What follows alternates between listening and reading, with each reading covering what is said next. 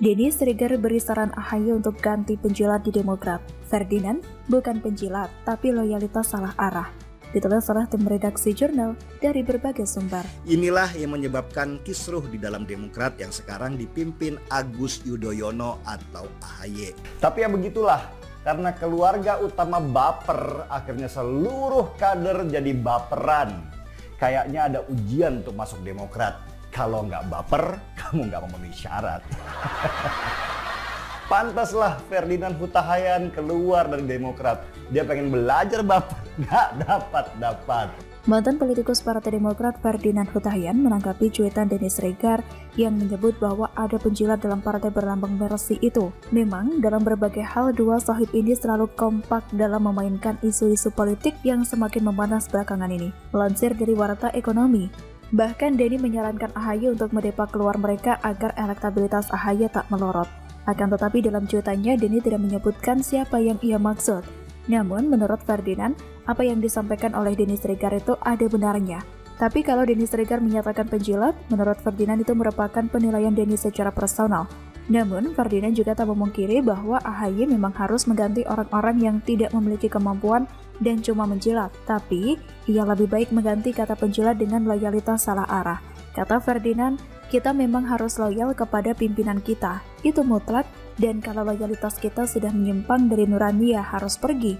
Itulah yang saya lakukan dan memang kita harus loyal kepada pimpinan, itu wajib hukumnya. Ia menilai orang-orang yang loyalitas salah arah justru mengakibatkan Partai Demokrat sekarang menjadi seperti kehilangan pijakan, kehilangan posisi politik yang tegas, yang jelas, dan salah tempat. Karena apa? Demokrat cenderung komentar-komentar yang keluar itu adalah komentar tabrak sana, tabrak sini, tidak disesuaikan dengan energi yang dimiliki, akhirnya tenaga habis terkuras tetapi tujuan tidak tercapai. Maka dari itu adanya penurunan elektabilitas AHY dalam survei-survei terakhir ini. Menurut Ferdinand, perlu ada semacam penegasan kembali arah jiwa Partai Demokrat ini mau kemana sih sebetulnya? Mau menjadi politik identitas atau tetap menjadi partai nasionalis yang bergaris merah putih? Nah, di situ harus jelas, karena kalau sekarang Ferdinand melihat tidak jelas pijakan politiknya. Sebelumnya Denny Sregar memberikan saran kepada Ketua Umum Partai Demokrat Agus Harimurti Yudhoyono agar elektabilitasnya tak turun. Kata Denny, pengen kasih saran ke @Agus Yudhoyono. Gus, ini saran dari abang ya, mumpung lagi baik hati. Kalau elektabilitas gak mau rontok, ganti tuh orang-orang @PDemokrat sekeliling lu yang kerjaannya cuma menjilat tapi kemampuan gak ada. Masukin lagi @Ferdinand Hayam 3. Dia lebih bermutu dari penjilat-penjilat itu. Saran saya adalah Demokrat harusnya mulai dari sekarang jangan urusi pihak lain dulu. Lebih baik prioritaskan dulu AHY karena saat ini mungkin dia sedang gelisah dan tidur tidak nyenyak. Pasalnya survei dari Litbang Kompas menunjukkan elektabilitas AHY makin merosot, masuk ke posisi papan tengah atau ke bawah. Artinya nama AHY saat ini tidak lagi masuk hitungan sebagai kandidat kuat, hanya penggembira dan penyemarak politik. Benar yang dikatakan Ferdinand, makin nyungsep. AHY sudah pernah gagal di Pilgub DKI Jakarta dengan kekalahan yang memalukan. AHY sudah pernah gagal di Pilgub DKI Jakarta dengan kekalahan yang memalukan. Balik kampung duluan di putaran pertama. Lalu ada indikasi ingin jadi cawapres tapi kabarnya kena tikung di menit terakhir oleh kardus. Dan sekarang terlihat jelas AHY mau diorbitkan sebagai calon presiden. Lucu memang, semakin gagal targetnya kok makin lama makin tinggi. Kalau bukan ambisi lantas apa namanya? Demokrat ini jelas sedang memposisikan partainya dan SBY sebagai sosok yang lebih baik dari pemerintahan sekarang. Kita tahu kok, Demokrat sedang berusaha menjual sosok AHY kepada publik. Justru itu kesalahan terbesar mereka.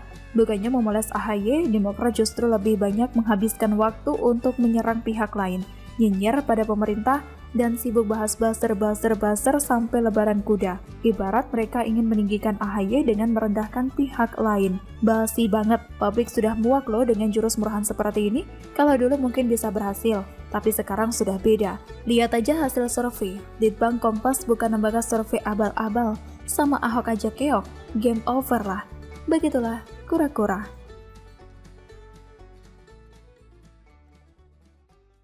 Anies minta jangan hanya soroti Jakarta. LBH Jakarta sesuai nama, kami hanya kritik Jakarta. Ditulis oleh tim redaksi jurnal dari berbagai sumber. Pemerintah Provinsi DKI Jakarta menghargai semua aspirasi maupun partisipasi warganya, termasuk juga kritik maupun hal-hal yang sifatnya korektif. Pak Gubernur selalu menekankan kepada kami seluruh jajaran untuk melakukan pembangunan dengan pendekatan yang berbeda. Bahwa Jakarta masih belum maju bersama, tidak maju bersama. Penting bagi Gubernur DKI Jakarta untuk membuat strategi dan rencana aksi pengendalian pencemaran udara yang partisipatif, lalu kemudian menghentikan swastanisasi air DKI Jakarta, melakukan penanganan banjir yang komprehensif. Gubernur DKI Jakarta Anies Baswedan meminta Lembaga Bantuan Hukum atau LBH Jakarta tidak hanya menyorot masalah di Jakarta. LBH Jakarta pun merespon ucapan Anies tersebut. Melansir dari Detik, Kepala Advokasi dan Pengacara LBH Jakarta Nelson Nicodemus Simamura mengatakan, tidak tepat permintaan Anies sesuai dengan nama LBH Jakarta wilayah operasionalnya Jakarta. Jadi kritikannya sebatas Jakarta saja. Untuk terus melakukan koreksi sehingga kita bisa memastikan bahwa kota ini bisa maju dan warganya bahagia. Karena itu kami berharap manfaat dari LBH bukan hanya dirasakan oleh Pemprov DKI Jakarta. Mudah-mudahan perhatian yang sama diberikan ke seluruh Pemprov di Indonesia. Nelson mengatakan wilayah lain akan disoroti oleh LBH yang ada di masing-masing wilayah. Dia mencontohkan LBH Bandung yang juga aktif memberikan kritik terhadap gubernur dan wali kota di Jawa Barat, dan kantor-kantor LBH lainnya mulai dari Aceh sampai Papua di bawah naungan YLBHI. Nelson menjelaskan, LBH berada di bawah naungan YLBHI. Saat ini terdapat 17 kantor LBH di seluruh Indonesia. 17 kantor LBH tersebut seperti diungkapkan oleh Nelson yaitu Aceh, Medan, Palembang, Pekanbaru, Padang, Lampung, Jakarta, Bandung, Semarang, Yogyakarta, Surabaya, Bali, Samarinda, Palangkaraya, Manado, Makassar, dan Papua. Anies Baswedan merespon rapor merah 4 tahun kepemimpinannya sebagai Gubernur DKI Jakarta yang diberikan LBH Jakarta. Anies memastikan laporan itu akan dijadikan bahan evaluasi serta koreksi. Kata Anies, ini akan menjadi bahan yang sangat bermanfaat bagi Jakarta untuk pihaknya terus-menerus melakukan perbaikan, untuk terus melakukan koreksi sehingga pihaknya bisa memastikan bahwa kota ini bisa maju dan warganya bahagia. Ex-Mendikbud itu mengapresiasi tindakan LBH yang memberikan perhatian terhadap permasalahan di ibu kota. Dia memastikan Pemprov DKI akan mempelajari laporan tersebut. Anies berharap ke depan perhatian ini tidak hanya diberikan untuk Provinsi DKI Jakarta, tapi juga dirasakan oleh gubernur di provinsi lainnya. Dia meyakini berbagai permasalahan yang disorot oleh LBH juga ditemui di wilayah lain, sehingga perhatian dari anak-anak muda yang peduli pada kotanya, peduli pada keadilan itu tidak hanya dirasakan di Jakarta, tapi di seluruh Indonesia. Pada Senin 18 Oktober lalu, LBH Jakarta menyerahkan rapor merah 4 tahun kepemimpinan Gubernur DKI Jakarta Anies Baswedan.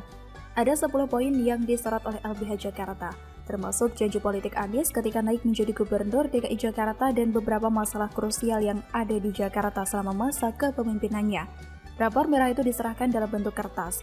Adapun yang menjadi sorotan mulai dari buruknya kualitas udara Jakarta, penanganan banjir, penanganan pandemi COVID-19, hingga reklamasi Jakarta.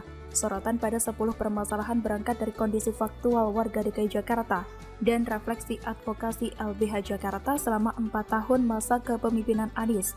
Sebenarnya, dia sudah gagal sejak kampanye pilkada, ketika dia merahasiakan cara yang akan dia lakukan untuk mengatasi banjir di Jakarta dengan alasan agar tidak ditiru oleh lawannya pada waktu itu. Sebenarnya waktu itu dia sedang tidak merahasiakan, namun memang tidak paham apa yang harus dilakukan jika banjir terjadi. Selain gagal, Anies juga tidak pintar. Dia lebih suka mengumbar janji tanpa realisasi yang nyata dan bermanfaat, dan dihujat oleh banyak masyarakat, dan semakin dihujat semakin ia bangga dan menari-nari dengan segala janji yang tak pernah ditepati. Bahkan, rumah DP 0 rupiah saja jauh dari target, dan Anies benar-benar mengakuinya. Tapi apa mau dikata? Seperti yang saya katakan, sebagian masyarakat memilih jadi orang yang pikirannya tak waras, pada akhirnya jadi korban, hanya dimanfaatkan untuk kepentingan politik. Bahkan Anies Baswedan mengeluarkan program andalan yang terbaru bagi warga ibu kota yang membutuhkan. Program bernama Semua Bisa Makan bertujuan untuk membantu kaum duafa dan memastikan tidak ada orang kelaparan di Jakarta. Anies meyakini bahwa dengan membuka program ini lantaran Jakarta adalah kota yang penuh dengan orang baik. Ia menyebutkan banyak orang yang ingin membantu orang lain yang membutuhkan di Jakarta. Sehingga target utama program ini untuk duafa. Namun siapapun boleh makan. Makan gratis ini tidak begitu saja orang dapat masuk ke rumah makan lalu bisa menikmati. Diperlukan kupon untuk menukarnya. Untuk mendapatkan voucher makan tersebut, warga bisa mengunjungi kantor kelurahan, kantor PKK, dan majelis taklim. Bagi saya ini sama saja pemberian makan gratis dengan nasi bungkus. Namun caranya memang lebih diperhalus dengan pemberian makan di rumah makan. Anies mengharapkan program ini dapat dicontoh oleh daerah-daerah lain. Semoga saja program ini benar-benar berjalan sesuai dengan harapan warga yang membutuhkan. Apabila program berhasil, semoga God benar tidak menunjukkan kegembiraan dengan euforia yang berlebihan. Apabila gagal, mohon klarifikasi di depan wartawan tanpa harus menunjuk wakilnya sebagai bemper. Begitulah kura-kura.